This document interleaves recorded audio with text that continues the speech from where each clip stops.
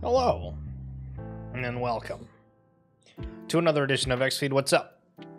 My name is Schiller, rocking with the soundtrack in the background. I looked up copyright-free music. This is some random YouTube video.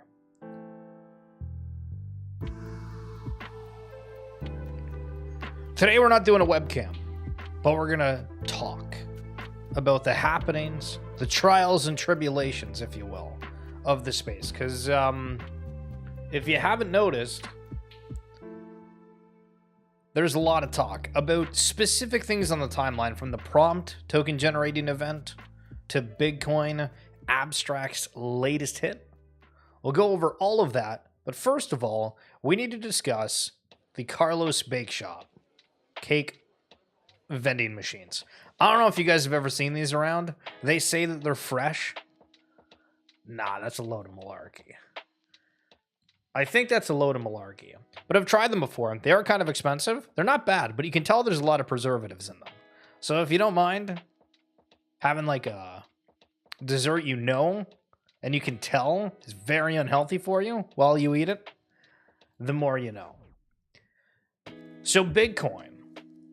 This is a take on Bitcoin where you're able to have a simulation of earning the token, but this time instead of Bitcoin, it's called a Bigcoin. And you'll see a bajillion posts on the timeline right now of people saying that they're making X amount of dollars on this game.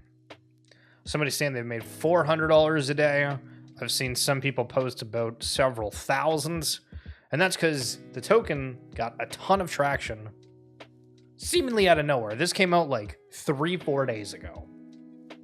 So you might ask yourself, all right, well, if this is a Ponzi, right? And this is, I went to try it because everybody was talking about it. So essentially you get a room, and if you spend like $15, you can create this potato miner, and it gives you a little bit of Bitcoin. Not really anything, but a little bit. And then you can either earn off of that single potato miner or go and purchase the token, the Bitcoin, off of other people to be able to upgrade your energy, to be able to purchase a new miner. And this is all for your intent on earning more Bitcoin. But it's your typical Ponzi. We've seen the price fluctuate massively for it. It's around a 7 mil market cap right now. But people are interested because there's community, there's attention, and people are wondering, well, what if? What if? And here's an example. Agents got in so early on this, they're earning $16 a minute. I don't think we've talked about something as crazy as this in a minute. Now, it might sound fabricated, but it's totally legit, and you can see on the price chart as well. You have some big whales that are sailing into it. But curious how this ends up holding up.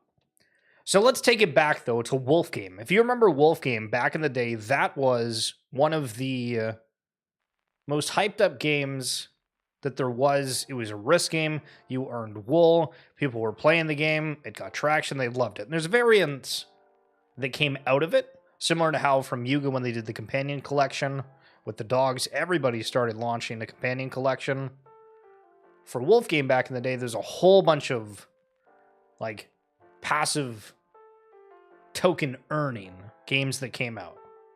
All of them flopped pretty much. And Wolfgame's had some pivots. We'll get more into the recent update. But it peaked. I typed this in a grok and it showed up, which is crazy.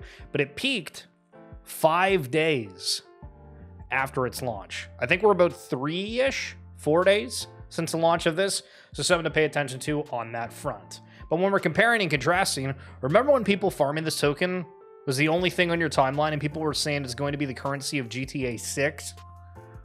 Yeah, that didn't happen. Now, Portal Pay is very cool. It's integrated within the Third Kingdom, one of the Futureverse games.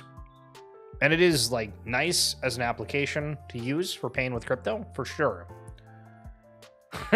But to be able to look back and remember at the craziness that was talked about at the time is unreal. So Wolfgame, there was an update. The new Wool token is live on Solana. Remember when everything was on ETH and then now everything is on every different chain, including ETH? Sometimes. Kind of funny. We are excited to present you to the new Wolf Game experience that will help us resolve a few core ecosystem issues. Sustainable wool tokenomics. The economy is once again 100% centered around the wool token. Gem charges are required of Vest Pouch. Okay, I don't want to read all of that because obviously this is only going to be relevant for the people that are playing it, but base utility for assets. So if you hold the NFTs, animals, farmers, and land have been without utility for too long. Today, everything changes. Stake animals and land to receive tulip shares, farmers to increase your wool vesting efficiency, or burn them to the ground for some of that sweet Shepto dye kiss. I have no idea what the hell that is. But there's an AI agent. Look at that. Wolfgame had the shepherd personality, whoever was behind that account.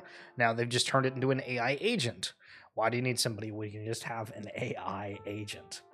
Google dropped a new protocol yesterday. I'm confident to say if you don't think agents are the future, you are wrong. So looking at this, I don't know how quick it is to be like, oh yeah, I totally understand this. So it's Google Cloud, partners contributing to the agent-to-agent protocol. And we've heard talk about how there's going to be specialty agents and agents being able to talk to each other, basically able to do whatever, and sometimes even without a prompt. And Salesforce is in there, and obviously a lot of other big names. But then I saw a comment that was about, well, Google's the search engine for all the sites, right? Like, you go and Google something. What if Google needs to be that search engine for finding agents that you need as well? And I'm like, now we're talking. So kind of crazy to see. All right, I'm going to pause the music just for a second, but we've highlighted a little bit about the Think agents, and there's this think tank that's a part of what's going on, and this is one of the reasons to purchase one of the agents. They're going for 0.27 ETH. I don't actually know myself if I'm going to end up minting this, but here are some details regarding one of those quote-unquote perks. The thing that everybody here needs to understand is like you guys are consumers, right? I'm a consumer, you're a consumer. We might also be investors. But we are the people that every single startup is saying like, how can I get access to that person? And how can I become the platform that they go to? Because once I have them, then everybody else is going to want to sell their AI services to that person.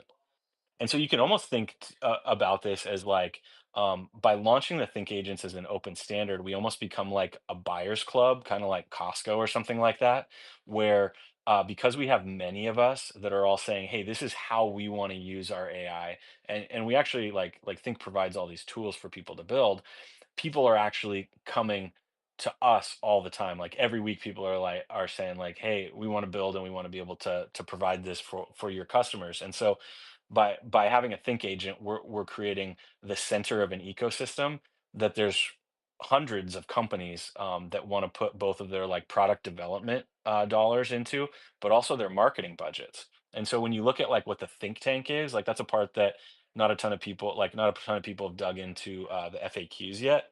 But as people launch with Think, the holders of Think agents actually are going to be of the genesis of the first edition Think agents are actually going to be getting tokens from those partners who almost see this as like a marketing and distribution play because So my only concern, I guess, with this is the fact that you have to think, all right, you have to buy an agent to begin with, which we don't exactly know the cost of what an agent will be without the extra perks and whatnot, but you'll need the Think token to utilize that agent from our broad understanding.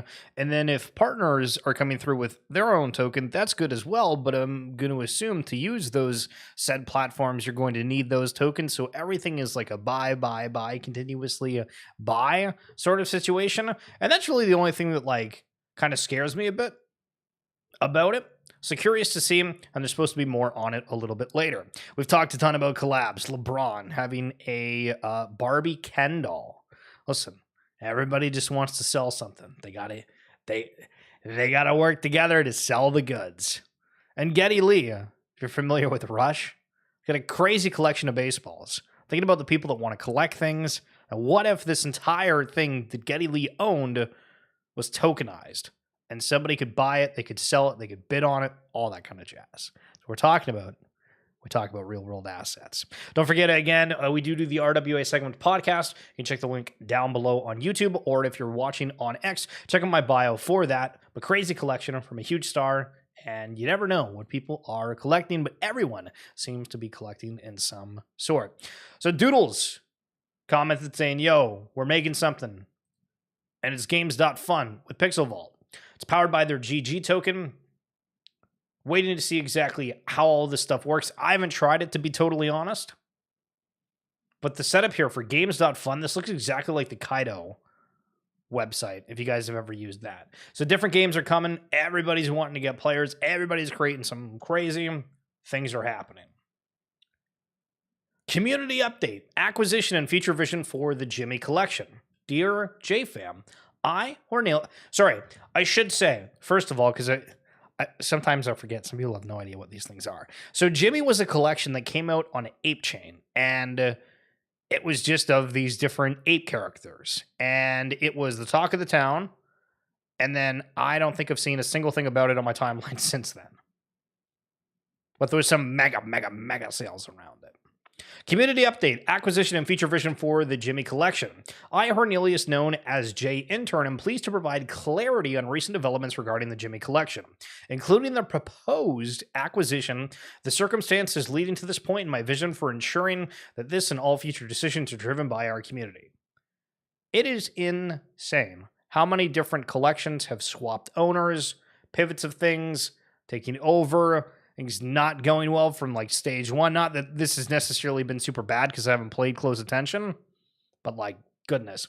Last week I posted a tweet announcing a potential acquisition of the Jimmy collection for 150,000 ape, which, I mean, ape's at like 50 cents right now. So, I mean, it's still a decent amount, but I mean, if ape goes back to $1, adds up to a lot. This was a deliberate effort to prompt a response from the collection's creator, who had been unresponsive to the community and absent from direct communication. Well, why launch the thing in the first place? The strategy succeeded, and I sincerely apologize to all community members, particularly those who have actively supported the project by sweeping the floor. For any confusion or concern this may have caused, I extend my deepest apologies in multiple languages. What?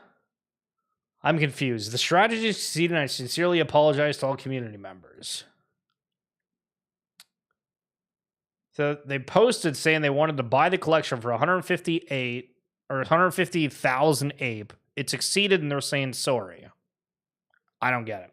Following the tweet's viral spread, I received a direct message from the Jimmy creator. They expressed that the project had faced significant challenges since its launch, leaving the team demotivated and exhausted. As a result, they offered to transfer leadership of the collection to me for 50,000 ape, which is, wow, a huge discount. This brings us to the present opportunity. I'm excited about the potential this holds for revitalizing the project and fostering a collaborative future. So cool to see. But yeah, there's always something that ends up happening there, and it's kind of crazy on that front. And we are streaming over on Abstract. Just wanted to check if there was any comments over there. Okay, if I am understanding this line from the off-the-grid white paper correctly, a player will never be able to sell their gun token for money. All the AVAX bull posts about gamers making money selling NFTs were BS. So this has gotten a ton of backlash, a ton of scrutiny, and a ton of responses, and I can't bring that up because it crops it off. Players are not permitted to withdraw a gun token from the in-game ecosystem. File's aim is to not offer a play-to-earn game, but a game that allows for in-game progression incorporating native VAs. Note, KYC is required by law after a deposit exceeds $1,000 or equivalent per account per month.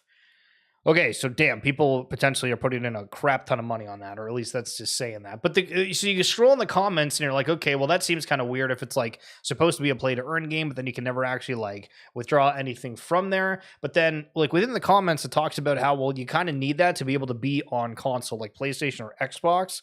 So do we see any sort of regulations around those big gaming companies, the consoles, you know, the big players, where that gets removed, or do you need to not have this component of it to be able to have it on a bigger stage? So there's a couple of happenings of the day. The Bigcoin is one for Abstract, and then there's one for Pirate Nation. And how do we even word this as somebody that I am not super familiar with? So you can see there's already a response from the CEO being like, well, we did something that was kind of bad, right? But basically, they're introducing a vesting schedule without saying anything for their recent airdrop. And we've seen, like, this is not exclusive to Pirate Nation by any means. Similar to the Jimmy. I'm like, this space is entertaining. But that's a huge change. When you don't say anything and you're like, hey, guess what? We're doing this airdrop, but you also have a 180-day vesting schedule, and we've never mentioned anything about it. And then it goes back to, well, nobody in Web3 knows how to communicate, and it's the same problem for every team. So this is also where I hate when you have people that are very negative about whatever collection, and they think that it's, oh, this is like a specific problem that's siloed to whatever I'm holding or whatever I'm following. And that is that is not the case at all. So Steve's saying, here's what bums me out. The team had previously created organic game-focused skins for the token. I actively spent my pirate token in-game on things like VIP and gems to enhance gameplay. This, by contrast, feels like a forced, inorganic mechanism to prevent immediate selling after the airdrop.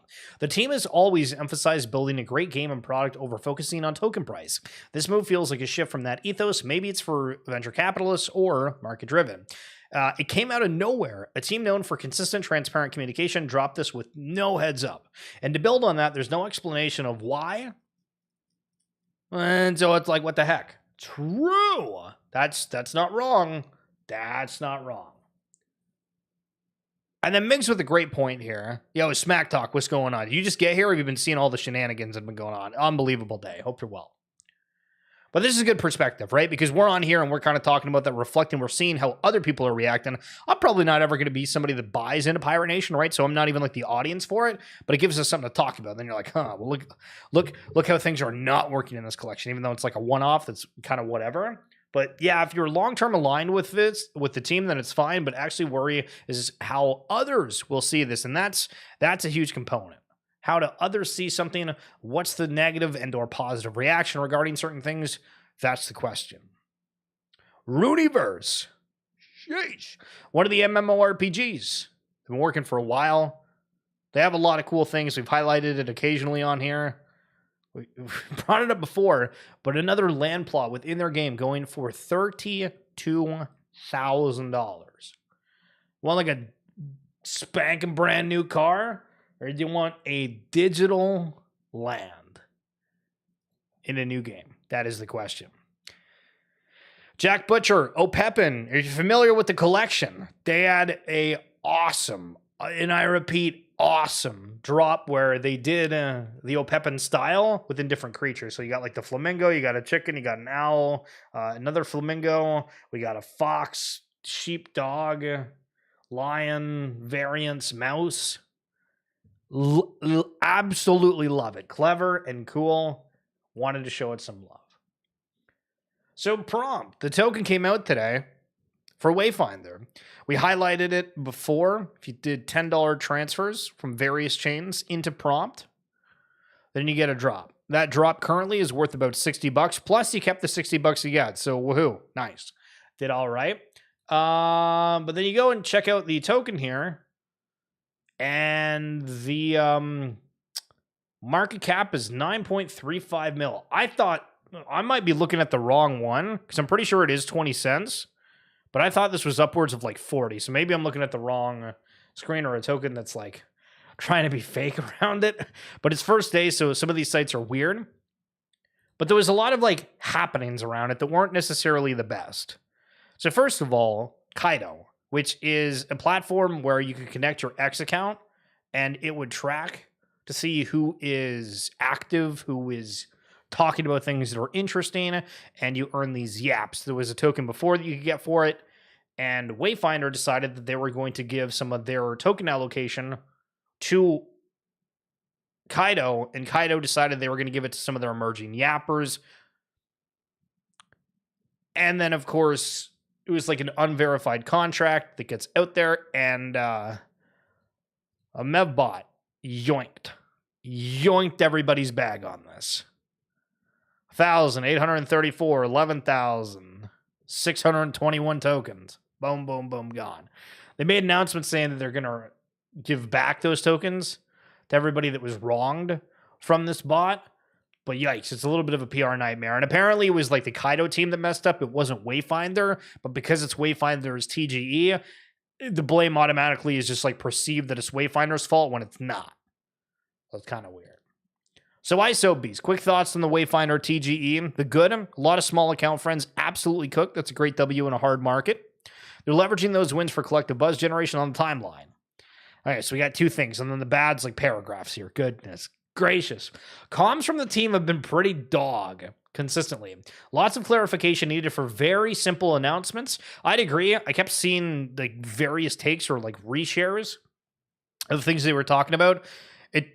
They didn't feel complex, but it felt complex from an outsider. Up until claim, basically everyone thought that all Kaido yappers on the Wayfinder board were getting tokens, not just small accounts, based on the original program turns that they kept redirecting people to question when asked on X. Now, so there was a lot of back and forth regarding this, but there was a specific graphic that came out that said like 0.25% of the Wayfinder TGE was allocated to like Kaido yappers, but then there was a different one that I think was also dedicated for the emerging yappers. So it goes back to the communication thing where it just reads weirdly and again gives people not the greatest perspective. Current distro makes prime catchers look like silly bag holders. Obviously they knew what they were signing up for, and this is where people were able to just like stake their prime to earn some of the prompt, and it's like over a certain amount of time, but people were pissed because the people that were just talking online that didn't actually own any generally got like a bigger bag than those that were actually vested. Now they're still getting more tokens of people that have that, but it just feels bad on the initial claim here. And it's just funny. Like this stuff always happens in Web3 every day. Something ridiculous. But over in esports in Korea, if you didn't know, if a team does bad, basically they pay trucks to have these messages and then they just like show up in front of the headquarters. So if you're ever having a bad day, just imagine if somebody paid for vehicles to be in front of your work that like just smack talk to you. Unreal. Absolutely unreal. So Sabrina Carpenter came out as a Fortnite skin. And there's all these videos of people just doing like ridiculous things within game. But this just shows like people want to hang out. They want to be in this metaverse world.